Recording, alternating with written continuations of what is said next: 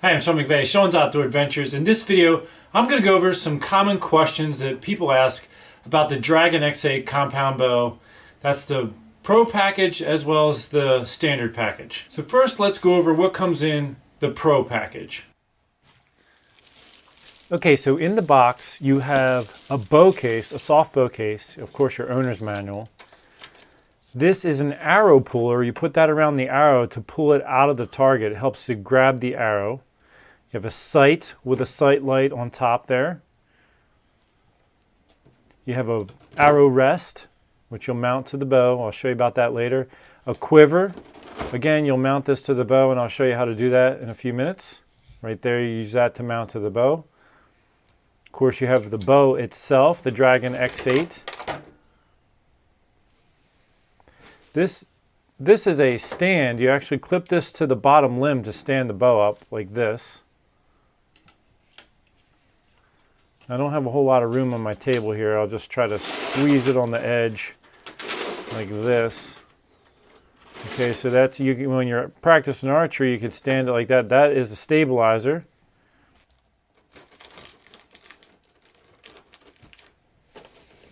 Here are the arrows, and some people have wondered how many you get. You actually get a dozen arrows. Right here is your mechanical release in that compartment. Here is your sling, and those are your Allen wrenches right there. So those are the accessories that come in the package with the Dragon X8 Pro. All right, now so you can see the difference, I'm going to show you what comes with the Dragon X8, just the standard package. So you have the bow, and I didn't mention this on the other. They both have a peep sight and D-loop installed. And then the accessories come in this box here. So you'll have a sight, an arrow rest, Allen wrenches, a stabilizer, and a wrist sling. Now some people have asked, what is the broken Allen wrench looking piece for? So here is a normal Allen wrench next to the quote broken one in question. So obviously the broken one's above the top one. This one right here would be considered the broken one. It goes into this little screw right here on the cam, and you do that to be able to adjust the draw length module. Now it's kind of quote broken, so it can pass underneath of the yoke, so you can easily tighten and loosen that screw, and it also fits underneath the limb. As you can see, the screw is positioned under that limb.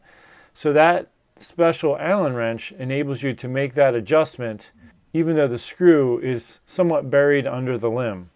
So some people have asked why their sight light doesn't work. So let me go ahead and take the sight light out of the bag here, and I will show you how to properly install and use the sight light. Now, because the batteries are in the light, they ship it with a clear plastic piece in there that prevents the batteries from getting engaged, so that the batteries don't die by the time you get it. See, I just tightened it all the way and it did not turn on. So you loosen it all the way off, and it's in the cap here. You can sometimes tap it out. This one's a little bit stuck, so I'm just going to use a little screwdriver to stick in there and pop it out. Hang on a second. All right, so I just tapped it out. I just used a little screwdriver to loosen it in position and tapped out. That little clear plastic piece is in there, and all of the sight lights. I just got to put the battery back in place because that slid out. But then you just screw this back on, and as you'll see now, when I get it all the way tight, boom, the sight light comes on, and then you can just install that in the top of your sight. Now you're going to want to turn it back off or your batteries will die like that. You tighten it, loosen it, tighten it, loosen it, turns it on and off. So that's how the sight light works. And again, you want to keep it turned off. All right, now what I'd like to do is show you how to install the quiver on the Pro package. So here's the quiver, and there's a little black bracket piece that may be attached right here to begin with. You're going to detach that by pulling it off in the one direction and then sliding it out. So as you'll see, the configuration is one hole faces to down and one to the side. Now you'll want to install this with the vertical option facing up. So it's going to go, the quiver is going to go in and then click in the bottom. Now you're already going to have your sight installed for this, and to do that you use your 2 sight screws, screw it into the riser. The riser has 2 screw holes in it. So you screw your sight into the riser like that so that it's directly above your arrow rest. And then you're going to take your bracket piece, and as I said, you want the vertical facing one to face up, and then you're going to line it up with the screws on the outside edge of your sight right there, and you'll put those screws right in through there. It's not a bad idea if you have some blue Loctite to put a little dab of the blue Loctite on the quiver screw, just to dab it on the end, and that'll help hold it in place, because all compound bows have a little vibration, and the blue Loctite helps to hold all the screws in place. Okay, so this is the top, this direction is the top of the bow. This goes down, here's your arrow rest, goes down to the bottom of the bow. So I'm going to install the bracket with this piece facing up. I'll locate the correct Allen wrench from the Allen wrench set and just use that to install the screws. So this one here, just get that kind of started with my fingers a little, and then put the other one in, get that one started a little bit. Now when I am putting these screws in, I like to, I'll get one so it's just not real tight but just starting to get close to that. Then I'll get the other one close, and then I'll just kind of go back and forth as I tighten them, because you want them to tighten evenly. If you tighten one all the way down first, you don't always get a good set, and the screws could vibrate loose if one of them's not all the way in. So there you have that. It's that simple. So, and then when they get a little bit snug, you just stop. So now that the bracket piece is installed, you'll take the top circular piece of the quiver, and holding the quiver this way, you'll slide that down in, and then it pivots right into place like that. And that is how you install the quiver. All right, now I want to show you how to install the arrow rest. As you can see, there are 2 screw holes for the arrow rest. Now some people like to get a second screw and put the arrow rest in place and screw both in. Helps to hold it securely. You don't actually need to. Why is there 2? Well, one's that option. Another is it gives you more range of motion for installing the arrow rest. So it gives you, if you want to install it back farther, having the back screw hole enables you to do that. If you want to install it more forward, having the front screw hole allows you to do that. So you'll take your arrow rest out, and there is a bolt for holding on the arrow rest with a washer. So what you'll do is you'll take the arrow rest and you'll take the arm, and you'll want to line up this slot right here, right over top of those holes. Now again, if you wanted to install it back farther, having this back screw hole enables you to do that. You can see the front screw hole out there. Why would someone want to do that? Well, one reason would be if they want to shoot shorter arrows, they would do that. Another is a more advanced style of tuning is torque tuning a bow. And in torque tuning, you have to be able to move the rest forward or backward depending on the tuning and the way you're gripping. Typically for beginners, that's not really a big focus. And having the front screw hole, if I wanted to put the rest all the way up, having that front screw hole just gives me the ability to do that. For me personally, I like to begin with the rest fairly close to the riser itself. You'll want to leave it back just a little bit, so if you have to adjust the rest in and out, the way this riser is cut, there's a little bit of a piece that comes back right there. And you know, when you want to go, if you need to go in with the rest, it would hit that if you're all the way up against the riser. So I would give yourself just enough clearance to be able to move that rest right or left just behind there to get started.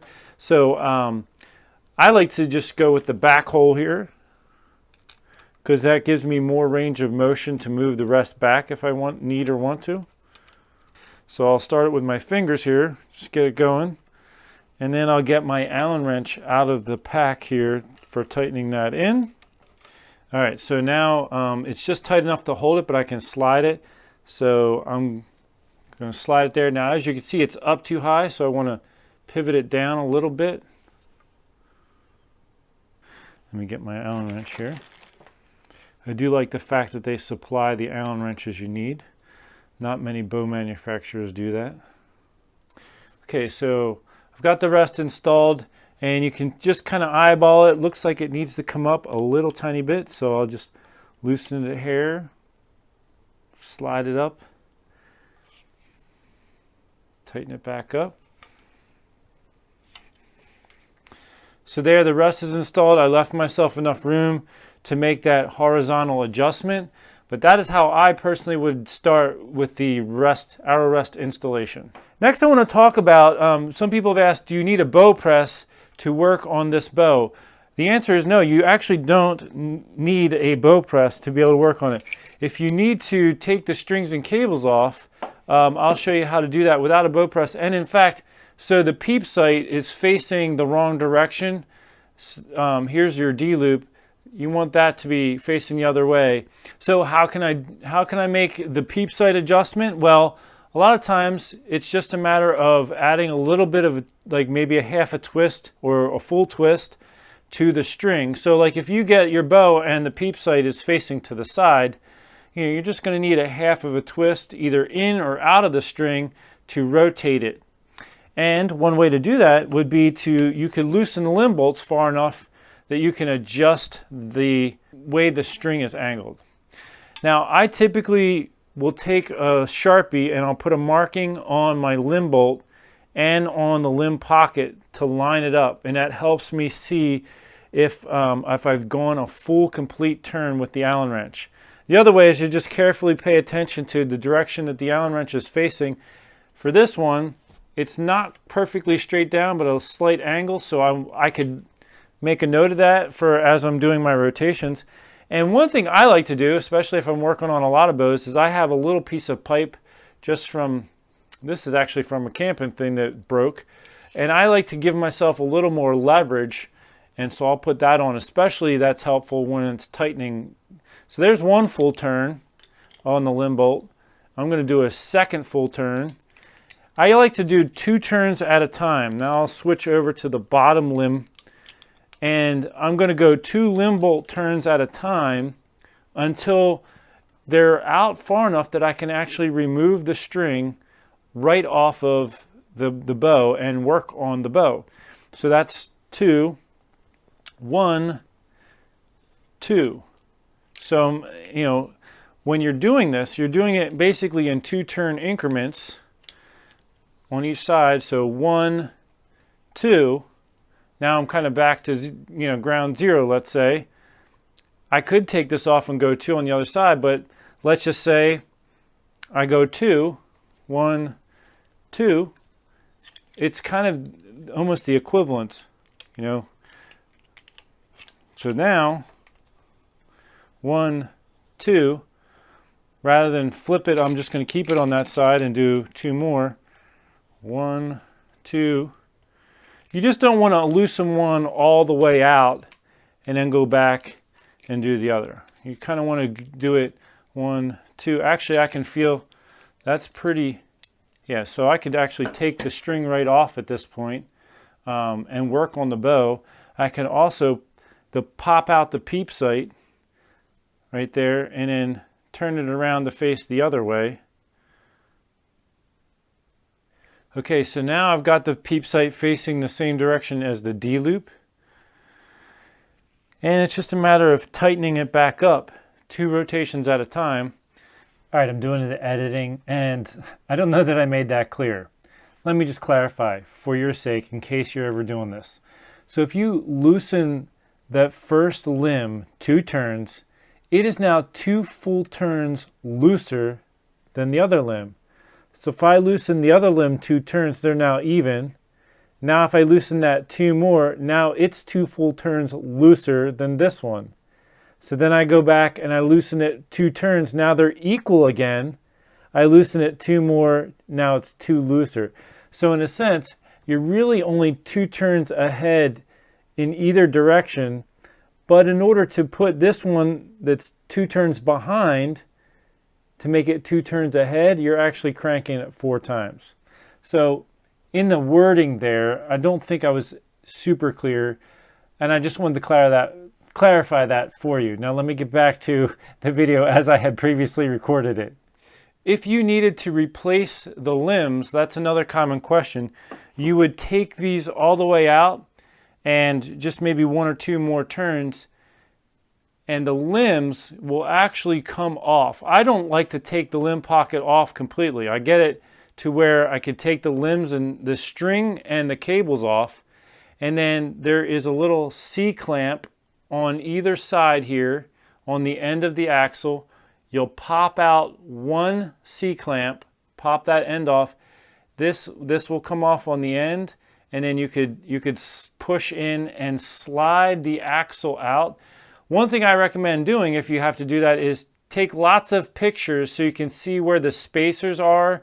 Take note of which side of the bow, like as you look at it. So here's where your arrow rest is. On the side where the arrow rests, you have a lot more spacer in this side than you do in this side. So when you're reassembling, you want to make sure your spacers are in the right location. You slide the axle out, the limb will come right off at that point. You put your other limbs in place, slide the axle back through, and make sure you have your spacers in the right way as you're sliding through, then your cam. And also make sure your cam's facing the correct direction. Right here, my draw module is on this side of the bow, so I want the draw module on that, facing that side when I'm sliding this back through. And then it's a matter of putting your C-clamp back on. I usually use a needle nose pair of pliers and just pop it on that way. And then it's a matter of tightening back up. 1, 2.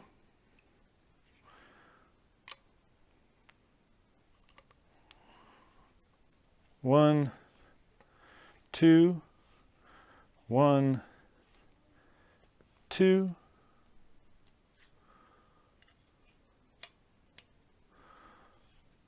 1, 2, 1, 2. Now if you lose track of did I put the same amount of turns in each limb bolt, you can measure the tiller. Like I'll hook a tape measure right on the end and I'll pull it across and measure to the string, and you'll want that to be the same on both sides. I can also see the threads here. There's more threads here, so that means I haven't done my rotations on this one yet. But if if it starts to get difficult to turn the limb bolt, that's why I like this. It gives you just more leverage. 1, 2, 1, 2. Looks pretty good. And as you can see, the peep sight is facing the correct direction. Now be careful, a lot of people who buy these are new at archery. They take it out of the box, they pull it and let the string go. You never ever want to shoot a bow without an arrow on there. They're designed to have force against the string during the shot from the arrow. If you pull any compound bow back and shoot it, that's called dry firing, and very often the strings will come off of the cam. If that happens, I have a video on how to do that. You just put the string back on, you just loosen limb bolts and to reinstall it. But sometimes if your poundage is up real high, you could even break components of the bow. So make sure that if you want to test this out, grab an arrow. I'm looking around. There's an arrow right here. Now I have a target right there. You always want to point your arrow at a target if you're going to draw the bow back. But I could see my draw stops hit right at the same time. Everything's firm. So I know that I have everything kind of back together in the right way, and my peep sight is now facing the correct direction. And again, if you need to make an adjustment for the peep, you loosen the limb bolts like I said. You can take the string off, go one way or the other a half turn, and it should straighten it right out. I hope this video helps and answers a lot of your common questions that come up with the Dragon X8 and the Dragon X8 Pro package. I will provide a link in the description section if you'd like to check out this bow and maybe even purchase one for yourself or for a loved one. They're a very economical way to go to get into archery, and I have a lot of viewers that have purchased them, and many of them have written to me and told me they harvested deer with them this year, or some it was their first deer ever. Others it was their first time, with the Dragon X8 trying it out, and it worked out perfectly. It worked out great. So I know that it has a success record to it from the people who have written to me. That's my feedback. So I hope this video helps. Until next time, take care and God bless.